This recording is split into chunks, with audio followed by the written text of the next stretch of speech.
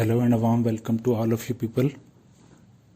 हम लोग आज एक ऐसा क्वेश्चन देखने वाले हैं जो कि अच्छे से इलैबोरेट करता है कि हम लोग को पिछले साल का सवाल जो है वो अच्छे से क्यों कंसिडर करना है। और ना ही बस ये प्रीलिम्स वाले क्वेश्चन बल्कि मेंस वाले क्वेश्चन भी बहुत इंपॉर्टेंट हो जाते हैं। चलिए क्वेश्चन पहले देखते हैं। Why is a plant called Prosopis juliflora often mentioned in news? Options हैं its extract is widely used in cosmetics. It tends to reduce the biodiversity in the area in which it grows. Its extract is used in synthesis of pesticides or none of the above. अब 2016 का mains में एक question आया था allelopathy करके। तो अगर आपने वो एलिलोपैथी वाला टॉपिक पढ़ा होता तो आपसे एक क्वेश्चन इजीली बन जाता। इसका आंसर क्या हो जाएगा? बी। जो प्रोसोपिस जूलीफ्लोरा है वो क्या करता है, ऐसे केमिकल्स रिलीज करता है जो कि आसपास के बायोडाइवर्सिटी को घटा देता है, इसलिए it tends to reduce the biodiversity in the area in which it grows. तो चलिए हम लोग थोड़ा सा एक्सप्लेनेशन समझते हैं कि एलिलोपैथी क्या है। एलिलोपैथी बेसिकली एक ऐसा प्रोसेस है जिसमें कि एक प्लांट एलिलोकेमिकल्स को रिलीज करता है। अब ये क्या होता है? एलिलोकेमिकल्स जब भी प्लांट रिलीज करेगा तो आसपास में किसी और भी सिलेक्टिवली प्लांट को नहीं करने देगा, उनके ग्रोथ को इनहिबिट करेगा। एलिलोपैथी क्या क्या इफेक्ट करता है? या तो ये सीड जर्मिनेशन को रोक देता है, प्लांट के ग्रोथ को रोक सकता है, या फिर हो सकता है कि उनके सर्वाइवल को ही ये खत्म कर दे। फिर कुछ प्लांट्स के रिप्रोडक्शन को ये अल्टर करेगा या फिर इनहिबिट करेगा। अब पहले डायग्राम में समझिए कि एलिलोपैथी जो है वो कैसे इनिशिएट होता है, ऐसे कौन से फैक्टर्स हैं जो कि एलिलोपैथी को शुरुआत करते हैं। सबसे पहला तो हो गया कि इंटेंस सनलाइट अगर हो, अगर बहुत ज़्यादा धूप है, बहुत ज़्यादा यूवी का रिलीज हो रहा है तो इस वजह से इनिशिएट होगा। टेम्परेचर में अगर कुछ चेंजेस हुआ तो उस वजह से होगा। अगर कुछ अटैक हुआ है इंसेक्ट या पैथोजन के द्वारा तो एलिलोपैथी इनिशिएट हो जाएगा। अगर कुछ मैकेनिकल डैमेज हुआ है, मतलब कि अगर कोई ब्रांच टूट गया है या अगर कोई पत्ता टूट गया है प्लांट का, तो फिर इनिशिएट हो जाएगा। अगर ड्रॉट का सिचुएशन हुआ है जहां पर कि मान लीजिए कि न्यूट्रिएंट का डिफिशियंसी हुआ है तो वहां पर हो सकता है। तो इन वजह से क्या हो जाएगा? एलिलोपैथी शुरुआत हो जाएगा, एलिलोपैथी का इनिशिएशन हो जाएगा। अब कैसे कैसे एलिलोकेमिकल्स का रिलीज होता है वो समझिए ये दूसरे डायग्राम से। सबसे ऊपर देखिए क्या है, लीव्स से वोलेटाइलाइजेशन हो रहा है, मतलब कुछ केमिकल्स जो है पत्तों के थ्रू रिलीज हो सकते हैं वोलेटाइल फॉर्म में।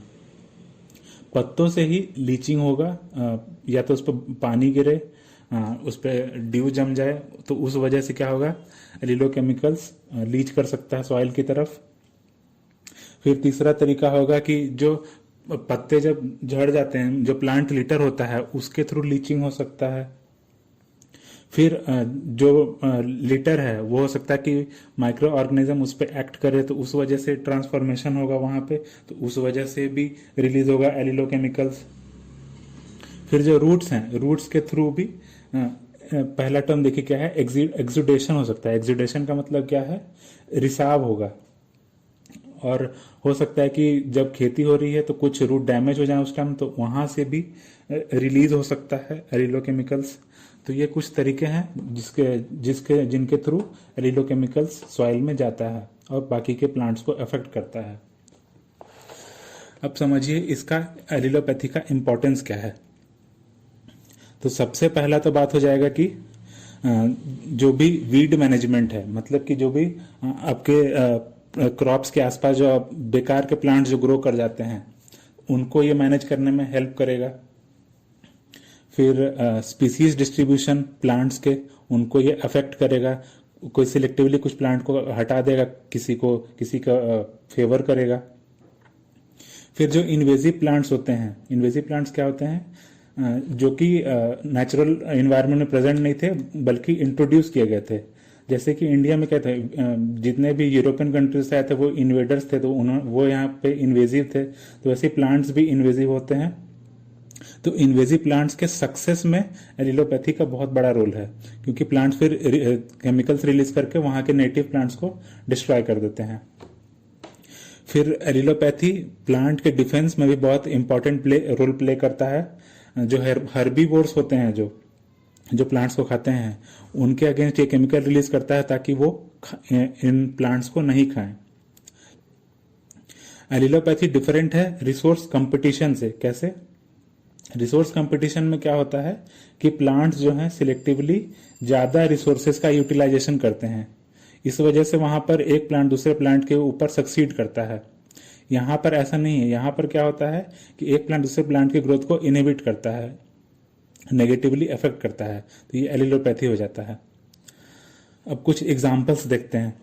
अब आपने देखा होगा एक यूकेलिप्टस करके बड़ा बड़ा पेड़ होता है, वो क्या, आपने उसके पत्ते को अगर सूंघा होगा तो आपको थोड़ा विक्स जैसा स्मेल आएगा।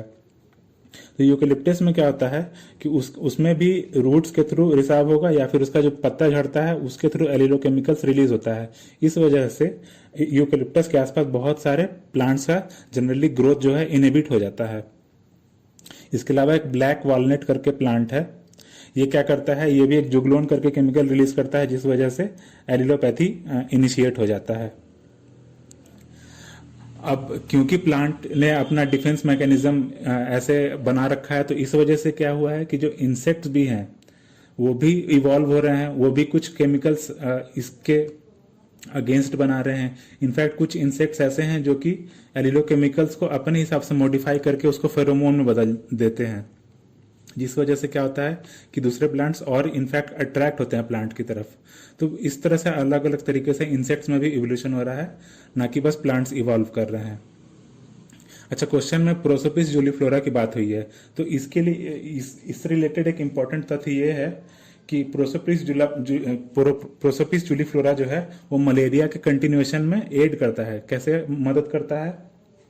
जब सूखे का टाइम आता है, उस टाइम क्या होता है, जो एनोफिलिस मॉस्किटोज हैं उनको ये प्लांट जो है शुगर प्रोवाइड करता है, तो इस वजह से वो एनोफिलिस मॉस्किटोज सर्वाइव कर पाते हैं और मलेरिया जो है कंटिन्यू कर जाता है। अब एलिलोपैथी तो बस एक तरीका हो गया प्लांट का डिफेंस मैकेनिज्म का, इसके अलावा बहुत सारे तरीके हो सकते हैं। जैसे अब इस फिगर में देखिए, सबसे पहला क्या है, बार्क है। बार्क यहाँ पर मैं दिखा रखा हूँ। इसमें क्या है कि जो थिक कवरिंग हो जाता है प्लांट्स के ऊपर, तो इस वजह से एनिमल्स जो है इनको कंज्यूम नहीं कर पाते हैं, तो एक तरह से ये डिफेंस हो जाएगा। दूसरा पिक्चर जो है ये क्या है, छुई मुई का है, जिसको कि साइंटिफिक नेम है मिमोसा पुडिका भी बोलते हैं। अब यहाँ पे क्या होता है कि जैसे आप इसको टच करते हैं तो इसका आप देखते होंगे पत्ता जो है मुरझा जाता है, मतलब कि ये एक्ट करता है कि ये मर गया है। तो इस वजह से क्या होता है, प्लांट्स एनिमल्स इनको कंज्यूम नहीं करते हैं। तीसरा डायग्राम देखिए, इसमें क्या है, स्पाइंस दिखाए हुए हैं। स्पाइंस क्या होते हैं, ये एनिमल्स को रोकते हैं ताकि प्लांट्स कंज्यूम ना कर पाए। स्पाइन बेसिकली क्या है, जो लीफ है उसका मॉडिफिकेशन है, और ये थॉर्न से डिफरेंट है क्योंकि थॉर्न जो है ब्रांचेस का मॉडिफिकेशन होता है, जो कि 5वें डायग्राम में देखी है, जहां पे थॉर्न दिख रहा है आपको, और थॉर्न जो क्या है, ब्रांच का मॉडिफिकेशन है। थॉर्न और स्पाइन जो है ये एनिमल्स को रेस्ट्रिक्ट करते हैं कि वो प्लांट्स का कंजम्पशन ना कर पाए। अब चौथा फिगर में देखिए है इडियोब्लास्ट। इस प्लांट में क्या है, प्लांट बेसिकली ये जो दिखा रखा है मैंने, ये डम्ब केन करके बोलते हैं इसको। ये क्या है, ये प्लांट में कुछ सेल्स होते हैं जिनको इडियोब्लास्ट बोलते हैं। अब ये ऐसे केमिकल्स को रिलीज करता है जो कि इसके डिफेंस में हेल्प करते हैं। इडियोब्लास्ट जो क्या करता है, इट रिलीजेस डिफेंसिव कंपाउंड्स। अब डम्ब केन में क्या होता है कि कैल्शियम ऑक्जेलेट के क्रिस्टल्स जो है ये बहुत ही तेजी से रिलीज करता है। एक तरह से कह सकते हैं कि जैसे कि लैंडमाइन फटता है वैसे यहाँ पे होता है, जैसे कोई एनिमल खाने की कोशिश करता है वैसे ये फट जाता है और केमिकल्स रिलीज हो जाते हैं। इस वजह से जो जिन एनिमल्स पे वो क्रिस्टल्स गिरते हैं वो पैरालाइज हो जाते हैं। तो एक तरह से यहाँ पे भी डिफेंस का आपको एग्जाम्पल पोर्ट्रे हुआ। अब लास्टली देखिए, एक इसमें आपको छोटे छोटे एंट्स दिख रहे होंगे, यानी कि चींटियां दिख रहे हैं। यहाँ पे क्या है कि एंट्स और थॉर्न्स के बीच में म्यूचुअल रिलेशनशिप है। यहाँ पे क्या होगा कि एंट्स को घर प्रोवाइड होगा ये थॉर्न्स के द्वारा, और एंट्स जो है हेल्प करेंगे प्लांट के डिफेंस मैकेनिज्म है।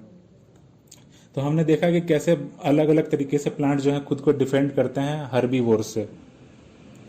चलिए ठीक है, अच्छे से पढ़ते रहिए, ख्याल रखिए अपना। Bye bye, take care.